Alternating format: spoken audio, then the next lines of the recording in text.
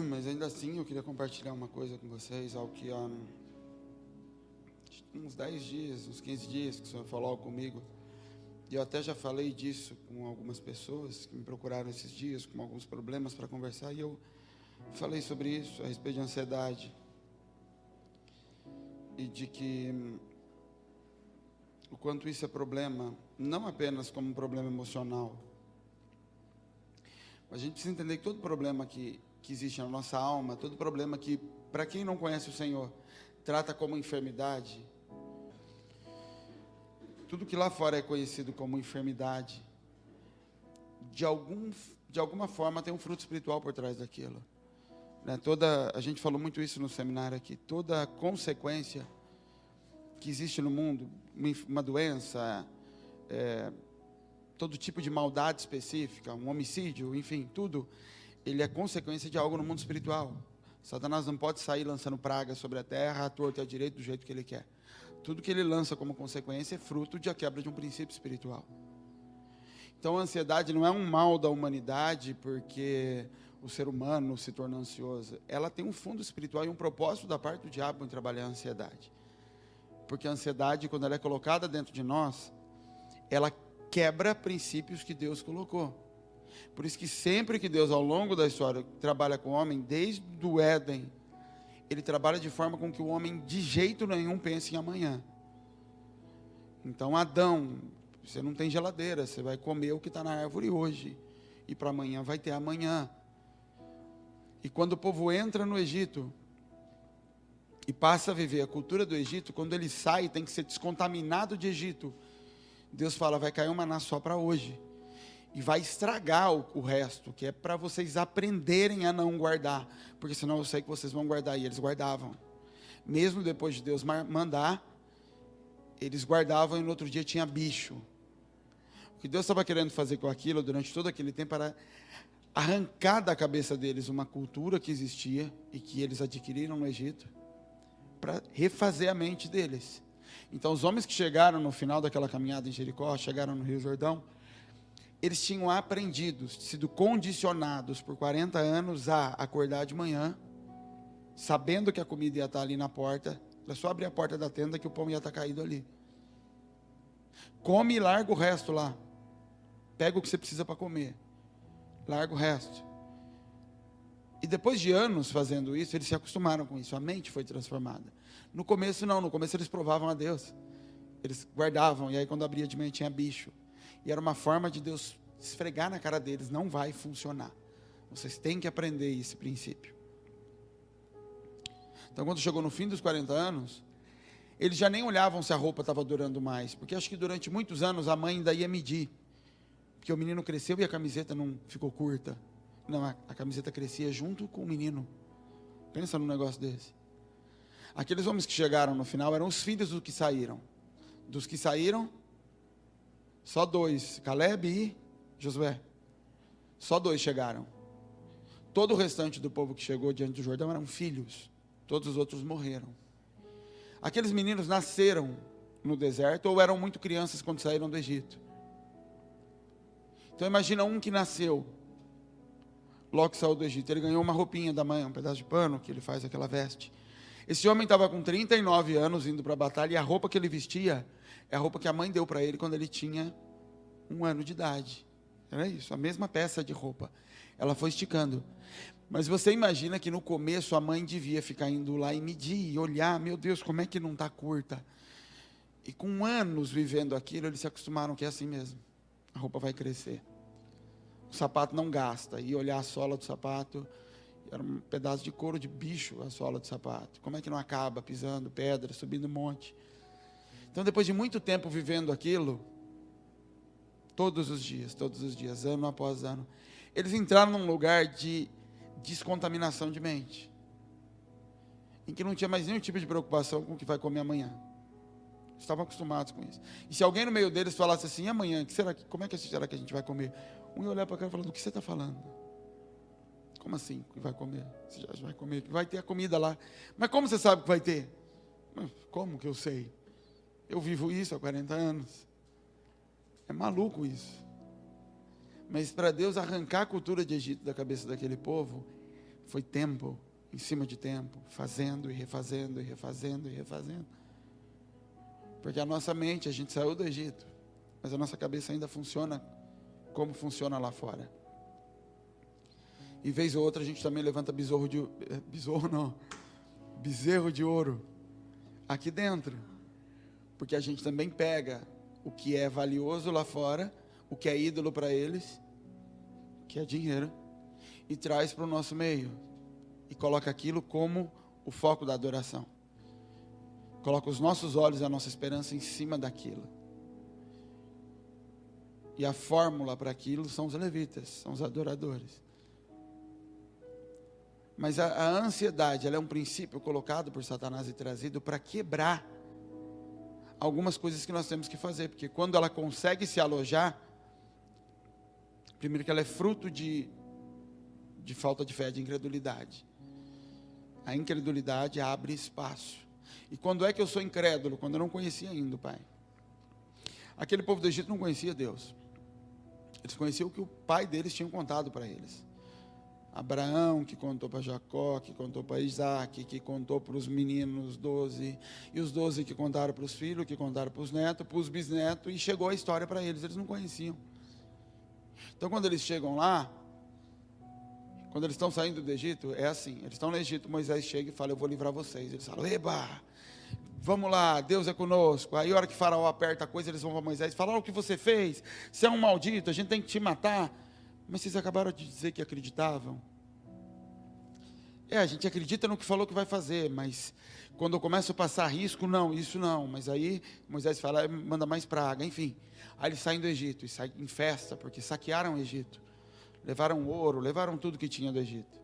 E até hoje, se você for no Egito, o que o Egito tem para mostrar para o mundo é pirâmide. É o que os faraós construíram, não tem mais nada naquele país. Nada. É um país sujo, um país que não tem nada a oferecer. Eles vivem do que os faraós construíram. Eles vivem do que os hebreus construíram lá atrás para eles. Porque quando os hebreus saíram, isso é espiritual, eles levaram tudo do Egito. Eles saquearam a riqueza do Egito. E eles não têm nada até hoje. Então quando eles saem cheios de coisas. E saem, esse é Deus, esse é Deus. Quando eles chegam de frente para o mar, esse não é Deus, Moisés, vamos voltar, é melhor voltar. Porque eles não conhecem Deus o suficiente para crer que Deus vai ter a provisão para o próximo desafio. Eles conseguem se embasar no que Deus já fez, mas quando batem de frente com o próximo, eles não conseguem crer que o próximo, que é um pouco maior que o passado, vai ser vencido. Porque eles não conhecem Deus desse tamanho. Eles vão conhecendo aos poucos. E no começo, se não é Moisés arrastar esse povo, eles voltam rápido. Por isso que é necessário no começo do caminho alguém te puxando, alguém te guiando, porque senão você volta, você não conhece o Pai, você conhece o que te falaram dele, e normalmente você pega o que te falaram, mistura com a imagem de pai que você tem, do teu pai, e assim a tua mente lida com Deus. E quando eles atravessam, é sempre assim, eles chegam do outro lado e cantam. Aí Miriam dança, toca pandeira, aquela festa no arraial. Tá bom, passam uns dias, não acha água. Vamos matar Moisés, era melhor voltar para trás. Mas eles acabaram de comemorar e dizer que era Deus. Miriam fez até um salmo para Deus, que está na Bíblia. Mas essa história, e essa preocupação é sempre, e amanhã? E amanhã como vai ser? Por isso que Deus tem que pegar aquele povo e largar eles 40 anos. Não é porque Deus queria que eles não comessem coisas diferentes. É que Deus queria que eles aprendessem a acreditar que o dia de amanhã vai ter para o dia de amanhã. O Senhor não mandava maná todos os dias. O Senhor uma vez liberou uma palavra. Todo dia vai cair maná. Pronto. O dia cuidava de si mesmo. Quando amanhecia o dia, o sol era sol subindo, lua descendo e maná caindo. Era o que fazia parte da natureza, aquilo acontecer sobre eles. A mesma nuvem que os cobria, e quando o sol vinha, essa nuvem chovia maná. Porque foi uma ordem dada por Deus. Não é nem questão de que será que Deus está me vendo hoje. Não é o Ele me vê hoje, Ele liberou essa palavra lá atrás, quando Ele estabeleceu que isso ia ser sobre nós. Isso é quase que um treinamento, 40 anos sendo treinado, treinando a mente. a não acordar de manhã e sair correndo. Você imagina nos primeiros dias a mãe falando, corre lá fora, vê se tem mesmo. O sol nem saiu direito, a mãe já está olhando para fora da tenda, esperando e ansiosa, será que hoje vai cair? Será que hoje vai cair? Porque isso é a nossa cabeça. E alguns aqui, se você olhar para trás, 2, 3, 4, 5 anos atrás, e alguns a gente poderia falar. Você lembra de qual era a sua preocupação? Minha preocupação era como eu vou casar, se eu não tenho dinheiro. Como eu vou fazer tal coisa, se eu não... Não, vai e faz porque tem que fazer. Aí vinha o dinheiro para aquilo. Aí vinha o dinheiro para aquilo, mas aí tem a outra coisa, tem a decoração, tem um apartamento. Aí vinha o dinheiro, não vinha o dinheiro para o apartamento, vinha o dinheiro para a decoração.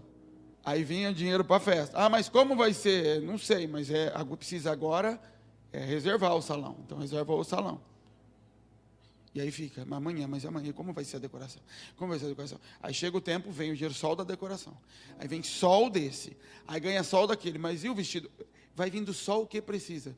E aí faltando, sei lá, quantos dias para casar, vem um apartamento. Mas só dias para casar. Não vem lá no começo. Porque vem só no dia necessário. Só quando você vai precisar que vem. Mas isso é para a vida inteira? Não. Isso é tempo suficiente e necessário para a tua cabeça se acostumar a se relacionar com a provisão de Deus. Isso é para aprender, isso não é para crente tem que viver assim. Isso é para aprender o que é dependência. Eu posso não querer viver isso. Não quero, eu vou lidar com as minhas mãos, eu vou guardar, eu vou reter, é um direito. Que entra no livre-arbítrio e não na vontade de Deus. Mas durante esse período é intencional de Deus nos arrancar disso. Não é só porque ele tem o capricho de querer gente dependendo dele. Salomão não dependia dele. Salomão tinha dinheiro mais do que qualquer homem no mundo já teve ou vai ter. E foi Deus quem fez isso. O que Deus estava querendo com isso, na verdade, era quebrar na nossa mente algumas coisas que é o que eu vou falar aqui com vocês, que são contrárias ao reino. Por isso que eu disse, tem coisas que Satanás libera como enfermidade na alma, na mente, no espírito. Não é só porque ele quer nos enfermar, é porque isso quebra princípios que impedem o avanço do reino. Então a cura do Senhor é para que o reino avance. A cura da mente daquele povo é para que eles pudessem avançar em reino. Para que eles pudessem fazer o que tinha para ser feito na batalha lá na frente. Porque um povo que ia estar batalhando e avançando de cidade em cidade, não poderia acordar de manhã preocupado em pagar as contas. Eles não iam conseguir. Eles não iam conseguir derrubar aquelas cidades, ficar rodeando Jericó 6 vezes, se a preocupação e a cabeça deles estivessem em pagar a conta.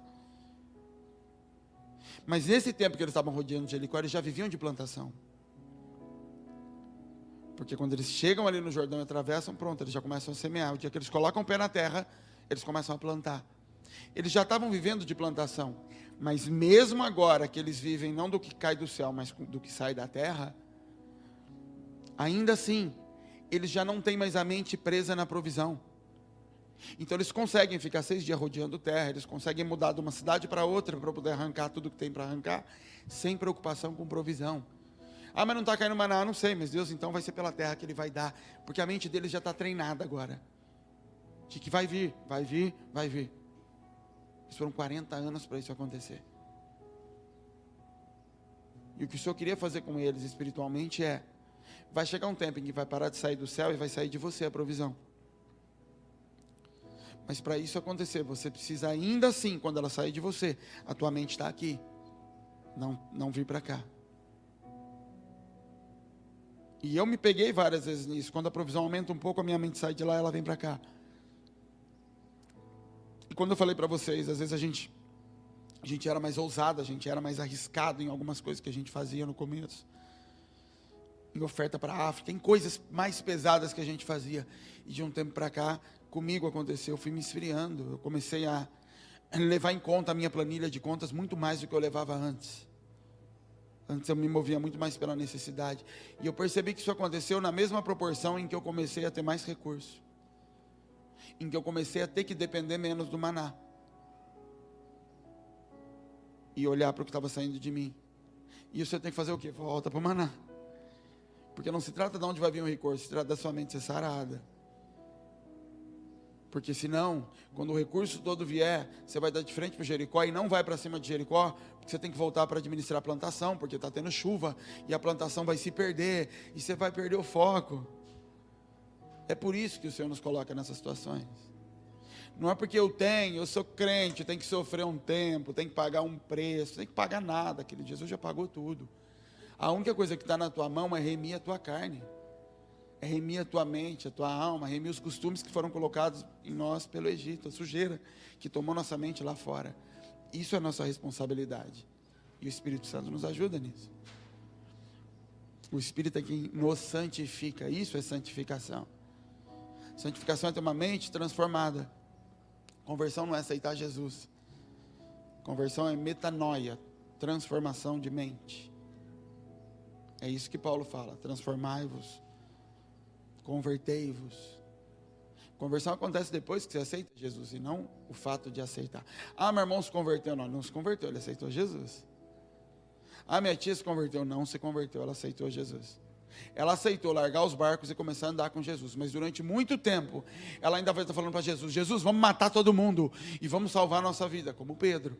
Pedro não tinha se convertido, ele tinha aceitado andar com Jesus. Aquele povo aceitou sair do Egito e andar com Moisés, ele não se converteu. A conversão aconteceu, porque ela é um processo, ela não é um ato. Ela estava completa depois de 40 anos. É muito doido. Graças a Deus que com a gente essas coisas são figurativas. Deus queira que seja, porque 40 anos está lascado. Abre sua Bíblia em Mateus 6.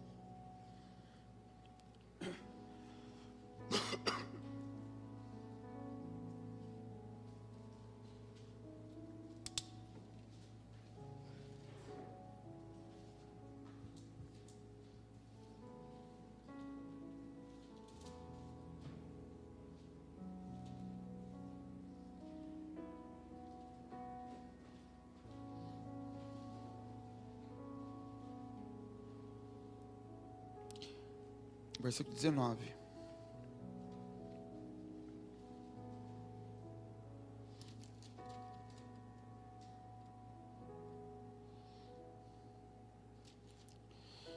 Jesus, quando estava falando isso aqui, ele estava perto do mar com um monte de gente.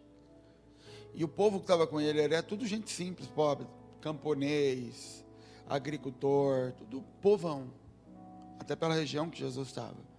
E ele começa a ensinar aquele povo, pregar em praça pública para o povo. E não era uma pregação como a gente conhece. Jesus estava dando um sermão, passando ensinamentos para eles. E aí no versículo 19, Jesus começa a falar para a gente pobre: não ajunteis tesouro na terra, onde a traça e ferrugem tudo consome, e onde os ladrões minam e roubam. Mas ajuntai tesouros no céu, onde nem a traça nem a ferrugem consomem, e onde os ladrões não minam nem roubam. Porque onde estiver o vosso tesouro, aí estará também o vosso coração. Então, em outras palavras, Jesus está falando: ajunta no céu, põe o tesouro no céu. Se o seu tesouro estiver no céu, quer dizer que seu coração está no céu. Leia isso ao contrário. Não é só com relação a eu ficar olhando onde está o meu coração aqui. Faz a conta inversa. Está dizendo então que se o meu tesouro estiver no céu, quando ele falou, meu coração está no céu. E estar no céu não é estar em Jesus, é estar na eternidade.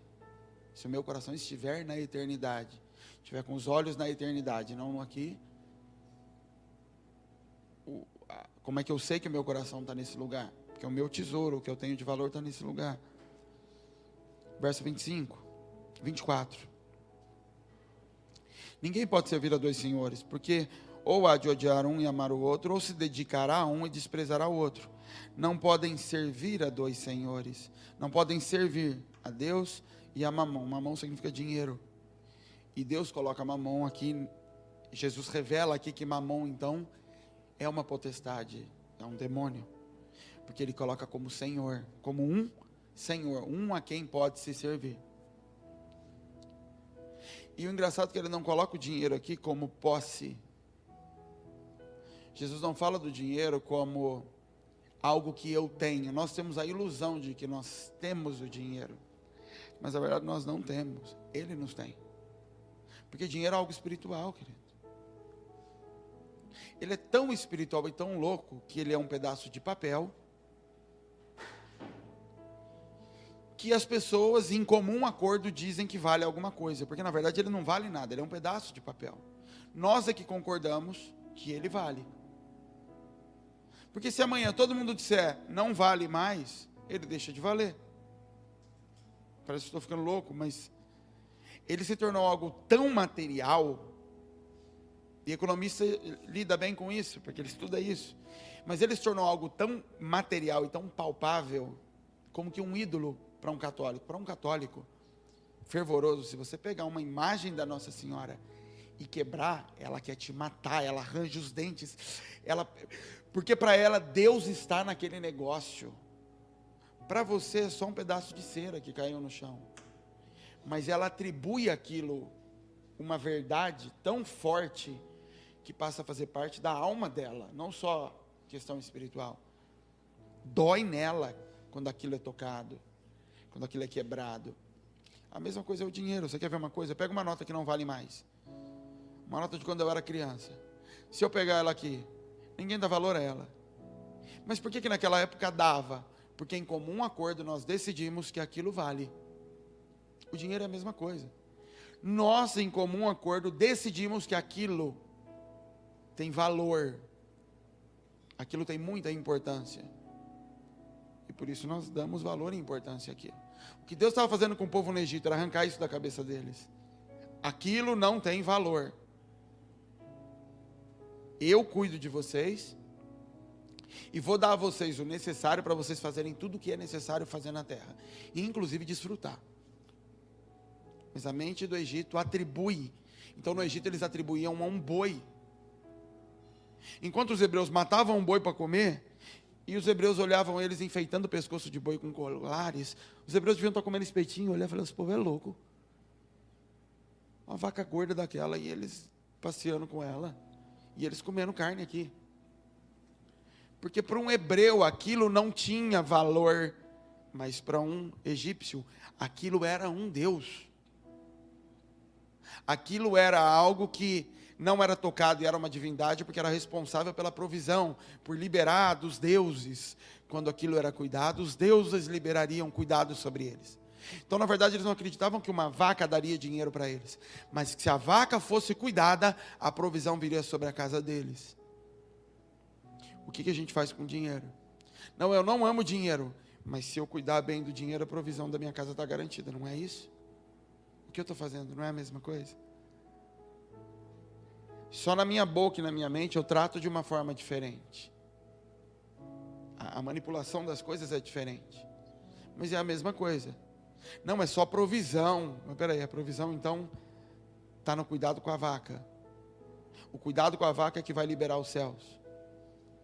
Se eu cuidar direito, se eu guardar direito, o Senhor vai fazer a parte dele. Mentira, eu estou atribuindo isso aqui e traduzo para que o Senhor vai cuidar. Isso eu preciso limpar a minha mente, precisar refazer a minha mente. Por isso que ele diz, você está servindo ao dinheiro, ele não está te servindo. Porque você não tem como me servir se você serve ao dinheiro. Não tem como você servir a vaca e me servir ao mesmo tempo.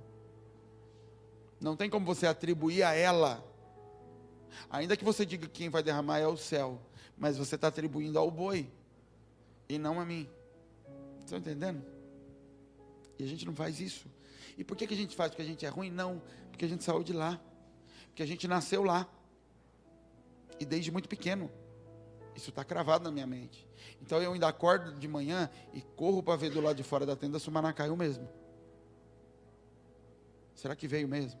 E como é que eu sei que veio mesmo? Não é porque hoje o dinheiro para pagar a conta estava lá.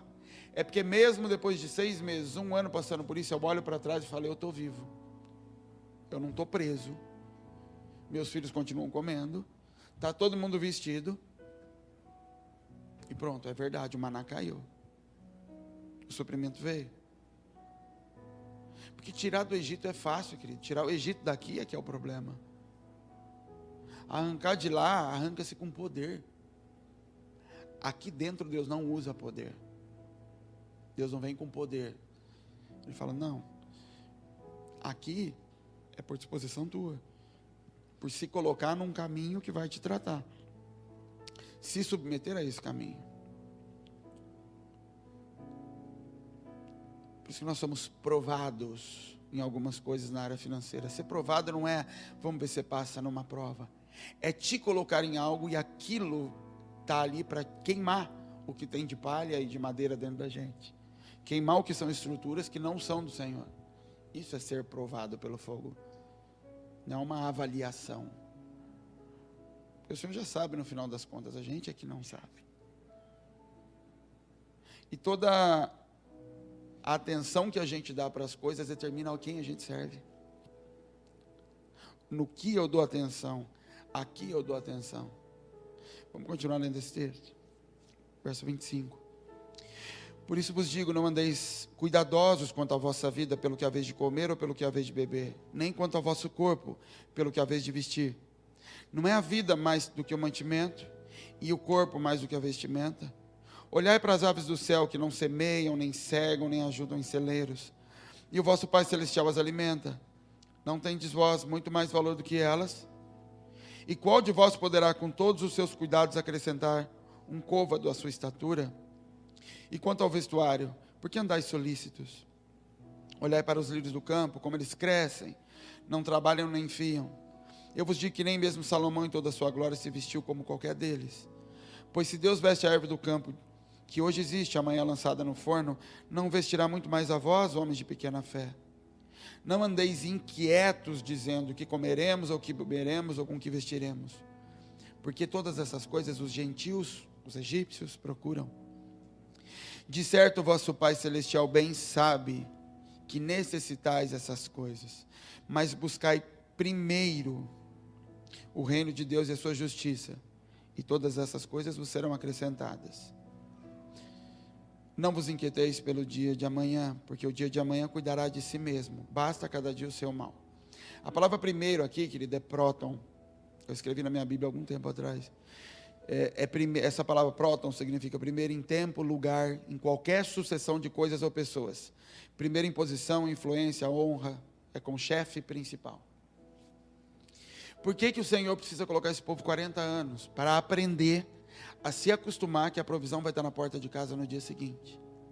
Porque esse povo não conseguiria colocar em primeiro lugar, nesse nível de primeiro, o ir para cima de Jericó, ou ir para cima de Ai, ou ir para cima de Gibeão e de todos os povos que tinham para ser arrancados da terra. É impossível você conseguir botar o olho no reino e obedecer para cá e para lá, para cá e para lá, se a tua mente não tiver sido treinada, reprogramada para saber que o dia de amanhã vai cuidar de si mesmo. Você lembra que eu falei para vocês que Deus não dava ordem todo dia para o maná? Deus liberou uma palavra sobre a nuvem. A mesma nuvem que estava sobre o povo e que protegia do sol, o maná caía dela. Deus não diz assim, eu vou cuidar do dia de amanhã. Ele fala assim, o dia de amanhã cuidará de si mesmo. A ansiedade, querido, a preocupação com qualquer coisa que não seja hoje, gera dívidas que eu não posso pagar. Em qualquer situação, a preocupação com algo que não é para hoje, gera uma dívida que eu não posso pagar. Por quê? Porque a provisão do Senhor é só para hoje.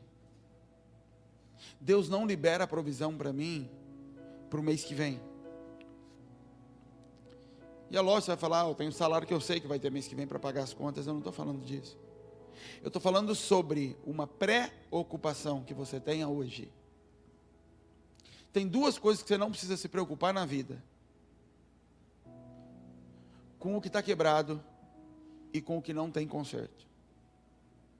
Porque se não tem conserto, não adianta você se preocupar, não tem conserto.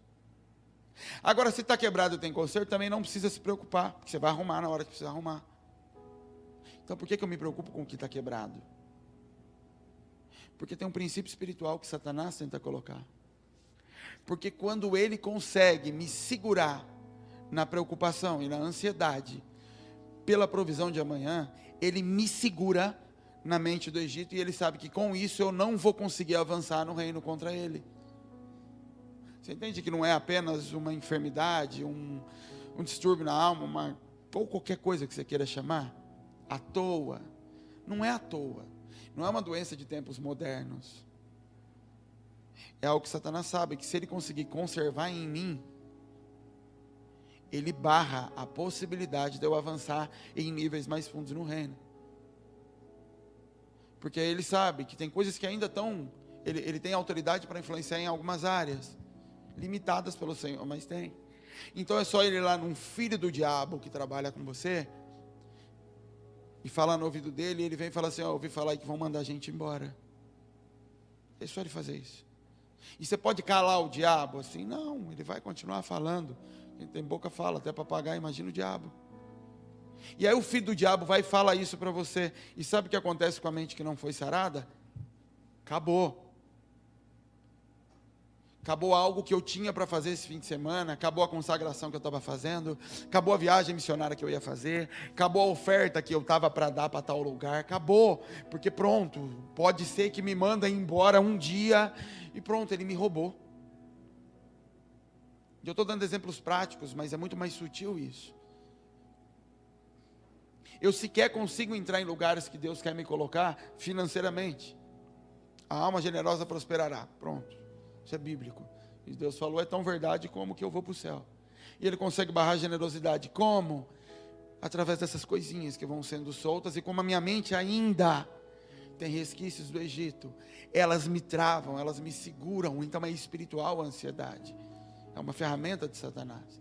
Fazer com que eu olhe para o amanhã. E o amanhã vai gerar uma dívida que eu não consigo pagar, porque nem o Senhor dá a resposta. Senhor, responde, pai, o homem falou que eu posso ser mandado embora. Aí você entra em jejum, porque o homem falou que você vai ser mandado embora. E Deus do lado está olhando e falando, mas peraí. E eu nessa história, eu te falei alguma coisa? Quem é que você está ouvindo? Não foi eu que te dei o emprego? Você não falou que o emprego era bênção? Agora você já não sabe mais se é. Igualzinho o povo do Egito, era melhor voltar e comer cebola. Agora a gente vai morrer na água. Agora a gente vai morrer sem água. Agora a gente vai morrer sem comida. É a mesma coisa. E tudo fruto de ansiedade, da mente ainda não ter sido tratada e sarada. Dívidas impagáveis, porque o Senhor não tem a provisão para daqui 2 semanas. Eu entrei em questões de daqui 2 semanas por conta própria. Eu entrei em questões de como vai ser quando chegar a escola das meninas. Como vai ser quando acabar o seguro? Como vai ser? Deus falou, não tem a provisão para aquele dia. A cada dia basta o seu próprio mal, é o fim desse texto. Basta já o mal de hoje. E para o de hoje eu tenho a provisão de hoje. E quanto mais a gente convive com o pessoal lá da África, lá de Moçambique, e mesmo à distância, você percebe como eles vivem, você fala, eles vivem muito próximo do que aquele povo vivia. Eles não têm geladeira, não têm armário, eles não guardam nada. Então eles acordam de manhã e vão buscar um milho. Eles tocam milho, lógico, porque a plantação é uma vez por ano, e vão buscar um milho. E aí desce na horta deles, não é horta, tem o nome deles lá? Não, machamba é de milho, é outro nome. Eles descem na horta deles, que é onde eles pegam as coisas, e vão ver o que tem lá do hoje, e vão comer o de hoje. E hoje tem carne? Tem, então mata o bichinho lá e vão comer hoje. E amanhã? Amanhã é amanhã. Eles aprenderam com os pais deles isso. E eu não estou afastando aqui sabedoria na administração. A gente ensinou isso para eles, construímos um celeiro para eles, ensinamos eles a alugar mais terra para o milho durar o ano inteiro e não acabar antes do tempo. Isso Deus nos dá. Mas ainda assim, é não colocar sobre isso a fé. E o cuidado com eles agora é que eles não depositem sobre o celeiro a fé deles. Que a mente continue no acordar de manhã e o que tem para hoje. Porque Deus não mudou isso, gente. Nós continuamos saindo do Egito do mesmo jeito, tendo a mente travada do mesmo jeito, a provisão é para hoje do mesmo jeito. Tudo ainda é da mesma forma. Viver com o Senhor continua sendo a mesma coisa. Com Adão era assim. Hoje, é hoje. Então a Bíblia fala que todo dia Adão ia se encontrar com Deus. E o que mais Adão fazia todo dia? Não fala. Adão vivia todos os dias. E a única coisa do dia que a gente sabe de fato que Adão fazia Ele cuidava do que Deus deu e ele se encontrava com Deus todo dia. E o cuidado com Deus, cuidado com o lugar que Deus deu, era só para manter o lugar do relacionamento com Deus. O emprego, tudo que o Senhor deu para a gente, é para de alguma forma manter e sustentar o lugar de relacionamento e o cumprimento de um propósito. Por isso que se você, antes de tudo, não for em Deus para entender o que é para você fazer da vida, isso já está corrompido. Você vai arrumar um emprego, uma profissão, uma faculdade, antes de saber o que Deus tem para a minha vida. Isso já começou errado. Porque imagina o seguinte, eu pego um emprego que eu preciso viajar muito. Eu faço uma faculdade para isso e arrumo um emprego em que demanda viagens. Depois eu descubro no Senhor que o que Ele tinha para mim é ser pastor de uma igreja. Como é que faz? Como é que faz? Porque eu preciso estar na igreja, porque eu preciso cuidar das pessoas, porque é isso. E de repente ele fala, não é isso que é para você fazer. Nem precisava fazer uma faculdade, eu vou te arrumar um emprego no supermercado. Até o tempo em que chegue a hora de você assumir a igreja. E o supermercado vai te sustentar até lá. Você vai ser estoquista de supermercado. Ou qualquer coisa, melhorzinha que você achar. Mas não tem como você desconectar as coisas, depois ficar batendo na porta de Deus para Ele mandar o sustento. Ele fala, está tudo desconectado. Você está vivendo a tua vida, pedindo a minha bênção sobre a tua vida, tentando às vezes conquistar isso com dinheiro de oferta, e é uma bagunça só. E por isso seu coração não sossega, porque tem alguma coisa dentro de você que diz que você tinha que fazer mais para Deus, e você nem sabe o que era para você fazer para Ele, porque você nunca descobriu, e se você descobrir, às vezes é melhor nem descobrir, que na hora que você descobrir, você vai entrar em crise, porque vai ver que você vai ter que jogar tudo fora, como aquele jovem rico, acumulando riqueza, cumprindo um monte de mandamentos, chega diante de Jesus e fala, eu fiz tudo certo, fiz o seminário, estudei, participei do louvor desde pequena, trabalhei no ministério de missão, e transferiu o que você recebeu do teu pai para ele. Você perpetua uma maldição, maldição de andar fora de bênção, um caminho distorcido, e perpetua. E teu filho também vai ter a mesma luzinha sendo piscando dentro dele, esperando ser encontrada. Sabe barco perdido no meio do mar? Fica com aquela boia piscando, esperando que alguém veja de longe. É isso, um chamado dentro de você, piscando. De vez em quando você vê uma luzinha e fala, é alguma coisa, e tentando tatear.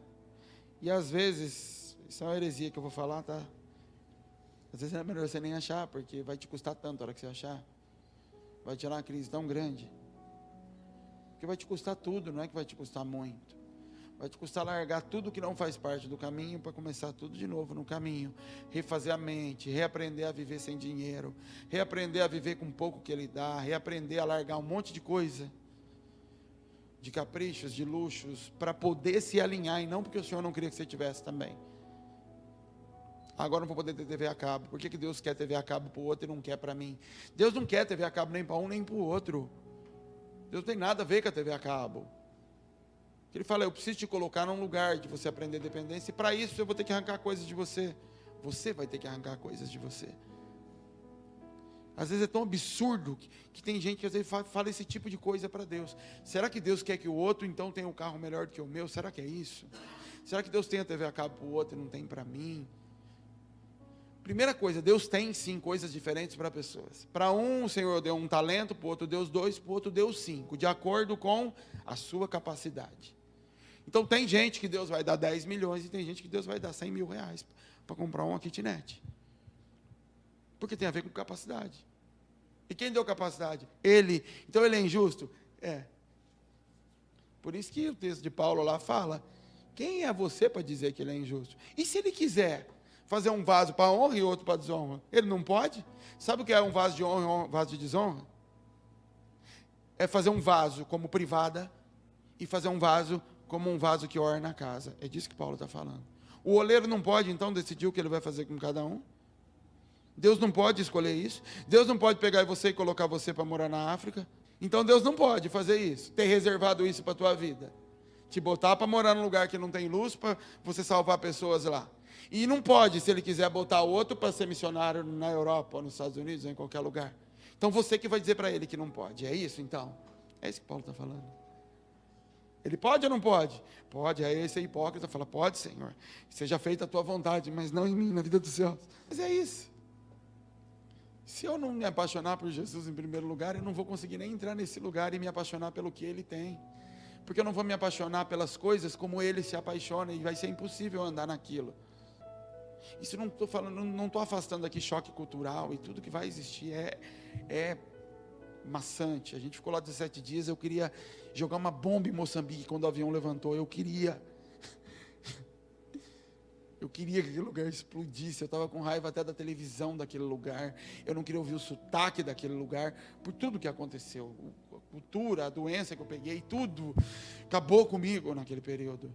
E aí passou 20 dias, aí a Bel falou assim no telefone, você vai falar isso agora, lá que você vai querer voltar aí. Eu falei, maldita, louca, não sabe o que fala. Mas eu queria que Deus dando dinheiro para a gente ir lá esse ano. Porque tem choque cultural, eu não estou falando disso, eu não faço que isso vai acontecer. Mas eu estou falando sobre a capacidade de entrar nesse lugar, da mente se esvaziar, e de conseguir estar à disposição para o lugar de vaso que Ele tiver para mim. Porque se meu coração estiver no lugar, e essa preocupação com o dia de amanhã for sanada, eu posso ter 10 milhões, ou eu posso ter os 100 mil, ou ter 100 reais. E eu vou saber que 100 reais é provisão para reino, e eu faço parte de reino. Entende, querido? Eu não tenho dinheiro para a igreja, o dinheiro para missões e o dinheiro para a minha casa. A minha casa faz parte do reino.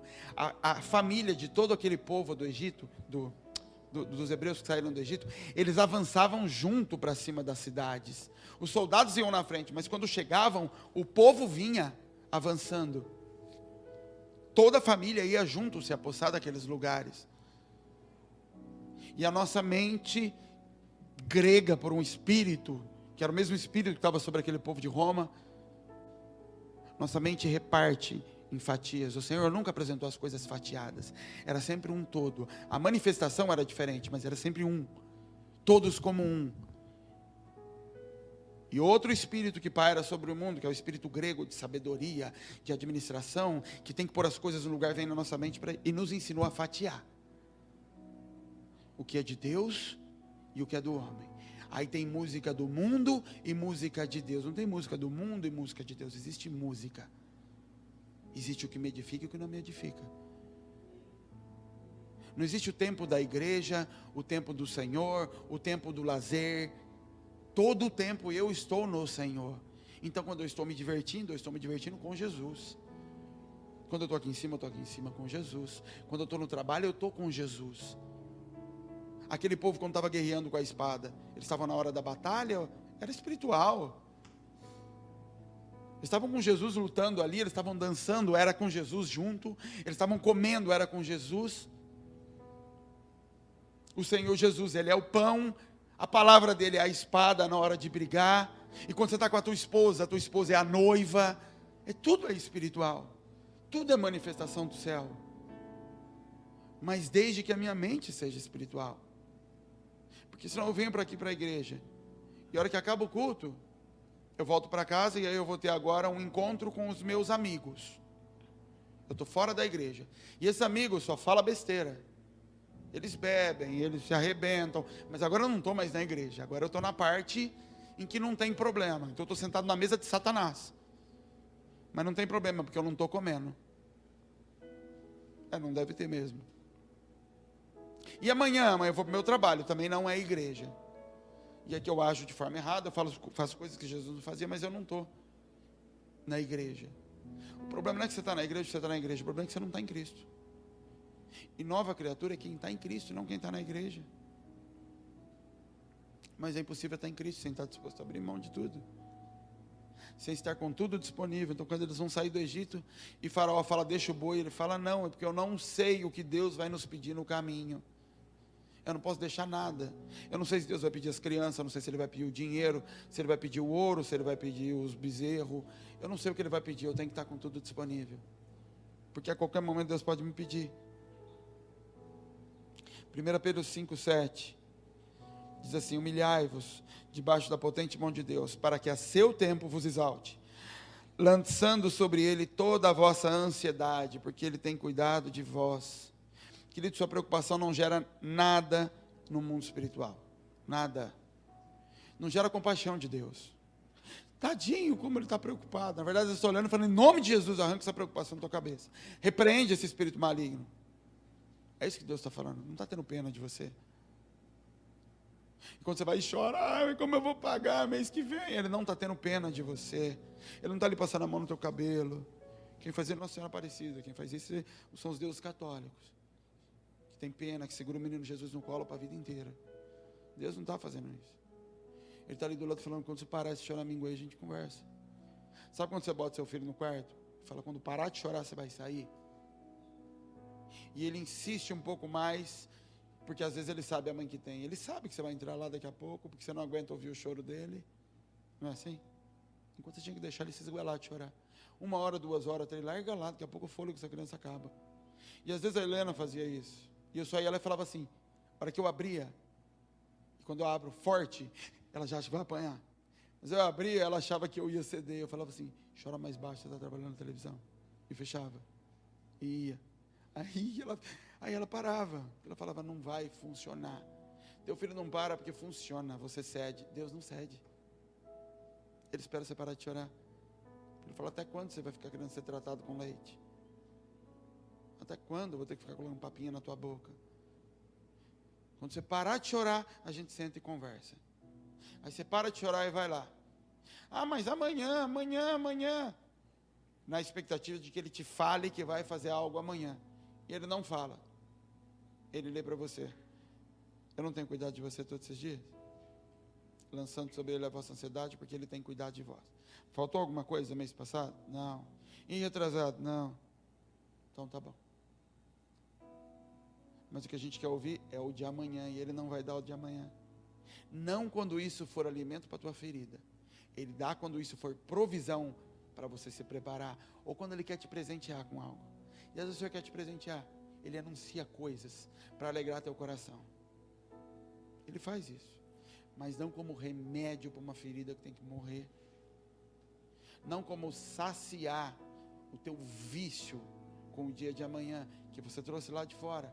Ele não vai alimentar isso, ele quer que isso morra. Isso precisa morrer. Misericórdia, querido, é porção diária. As misericórdias do Senhor não são a causa de ser consumidos, porque um dia Ele liberou na cruz e elas duram até a vida. Porque elas se renovam quando? Toda manhã. Até a misericórdia que o Senhor tem é a de hoje. Não é de amanhã, não é para depois de amanhã. Amanhã Ele vai dar dele.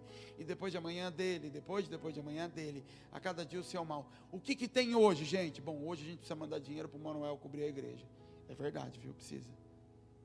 Está chovendo lá e eles precisam colocar plástico debaixo da palha. E aí eu falei para ele durante a semana, a gente vai mandar. Não sei de onde, mas vai mandar, Manuel. Aí ele mandou a foto do documento, né? Com o número para a gente poder fazer a remessa. Hoje ele mandou uma foto que foi tipo uma indiretinha. Eles espalhando a palha no terreno, preparando a cobertura. Foi tipo, ó, a palha está pronta. Então onde é que está a provisão do Manuel, da igreja lá? Está aí. Tem algum bolso aí, tá? Mas vai estar. Porque para hoje tem. E para quando for viajar? Vai ter. E se não tiver, é porque não é para viajar.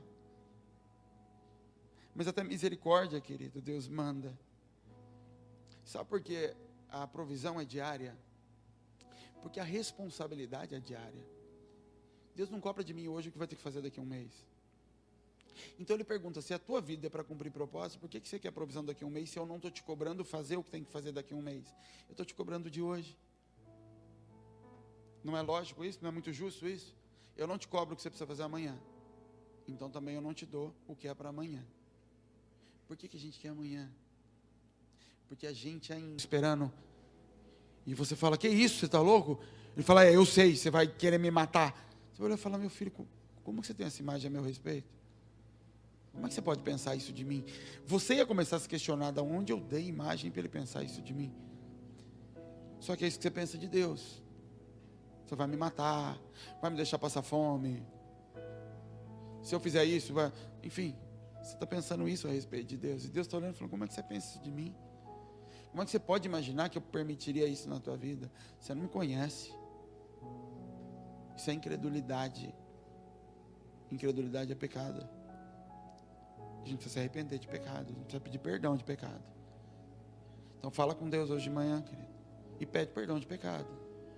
Senhor, nos perdoa, Senhor, por duvidar do teu caráter, por achar que o Senhor é igual a gente, que o Senhor abandona quem não faz o que o Senhor quer, que o Senhor joga na rua. Perdoa, Pai amado, porque a gente trata o nosso dinheiro, os nossos recursos, acreditando que a gente tem domínio, que a gente tem capacidade sobre ele, sem lembrar que foi o Senhor que colocou aquilo que tem na minha mão. Não inventei aquilo. Até a força para acordar de manhã e poder trabalhar é o Senhor. Que aquela mulher está na cama com câncer e eu estou aqui trabalhando. E isso porque o Senhor deu força para eu trabalhar. Então até isso foi o Senhor que deu. E eu estou aqui querendo administrar e cuidar como se fosse o mestre da administração, para minha família não passar fome. Tira de nós, Senhor, a cabeça do Egito, a mente apaixonada pelo bezerro ainda, Pai amado. A gente só não fez a estátua, mas ainda está lá, acreditando que o céu vai se abrir porque eu cuido direito do bezerro. Nos ensina a separar, Senhor, fidelidade, sabedoria na administração, de incredulidade, Pai, e de dependência do recurso, Pai. Em nome de Jesus, Pai, que a gente não faça bezerro com o ouro que a gente trouxe do Egito. Que a gente não construa ídolos com aquilo que o Senhor trouxe como recurso para adoração. Aquilo que nós trouxemos, nosso talento, nosso emprego, nosso recurso, é recurso para o propósito que o Senhor tem na terra. Mas a gente sabe que o que libera todo dia de manhã sobre nós é Tua graça. Que eu possa morrer louco, essa noite pedirão a Tua alma e o que fará com tudo que tem guardado. Essa noite Satanás bate de frente com o Pai e fala: eu quero esse. E o que fica? Que Teu Espírito Santo, Pai, possa me ensinar nisso, possa nos ensinar nisso. Nos fazer ser sábios, Pai, e estar dispostos a olhar nossa vida, os nossos dias, com a ótica da eternidade, Pai amado. Com os Teus olhos, Pai. Possa nos fazer se apaixonar pelo Teu plano, pela história que o Senhor está conduzindo, sem querer ser egoísta, de participar de todas as etapas, de ver todas as etapas acontecendo, e ser generoso de conseguir construir caminhos, riquezas no céu, para os meus filhos terem crédito, Pai amado, para os meus filhos viverem com autoridade sobre essa terra, pelo que eu estou acumulando diante do Senhor, Pai. Em nome de Jesus, Pai, em nome de Jesus, nós oramos e Te agradecemos. Amém.